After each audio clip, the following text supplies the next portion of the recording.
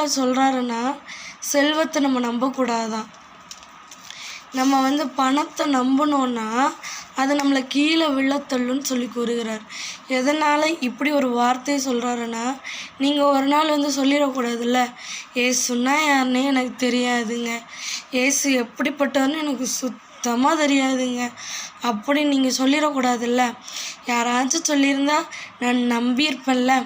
இது நீங்கள் சொல்லக்கூடாதுன்னு சொல்லி தான் ஆண்டவர் இன்றைக்கு உங்கள் கூட பேசுகிறார். என்னை யாராலையுமே ஒன்றும் பண்ண முடியாதுன்னு நீங்கள் நினைக்கலாம். ஆனால் ஒரே ஒரு தெய்வம் உண்டு. அவரை நீங்கள் நம்பினால் அவர் உங்களை வழி நடத்துகிறவராக இருப்பார். அவர் யாருன்னா, மோட்சத்துக்கு போகிற ஒரே வழி இயேசு கிறிஸ்து மாத்திரம்தான். யாரையும் நம்பாதீங்க, உங்கள் செல்வத்தையும் நம்பாதீங்க. இந்த மழை, நில அச்சரிவு, பூமி எதிர்ச்சி இது வந்தால் உங்களை காப்பாற்றவே காப்பாற்றாது. உங்கள் செல்வம் உங்களை காப்பாற்றாதுன்னு சொல்லி ஆண்டவர் இன்று உங்களை எச்சரிக்கிறார். கடைசி நிமிஷத்தில், கடைசி நொடியில் நிற்கிறோம்.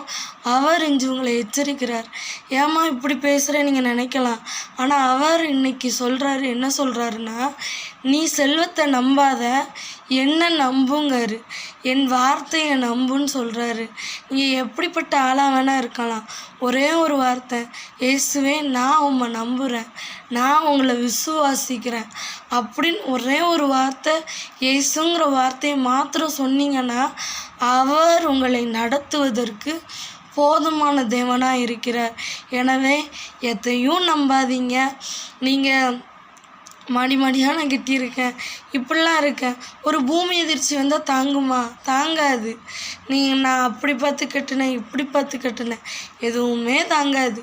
அதான் ஆண்டவர் என்ன சொல்கிறாருன்னா, உங்களை பார்த்து இதையெல்லாம் நம்பாத, என்ன நம்பு, என்ன விசுவாசி, நான் உன்னை நடத்துவேன்னு சொல்லி ஆண்டவர் சொல்கிறார்.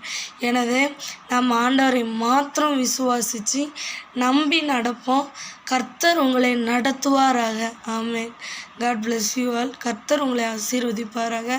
கர்த்தர் இந்த வார்த்தையின் மூலம் உங்களோடு கூட இடைப்பட்டிருப்பார்னு சொல்லி விசுவாசிக்கிறேன். ஆமென். தேங்க்யூ.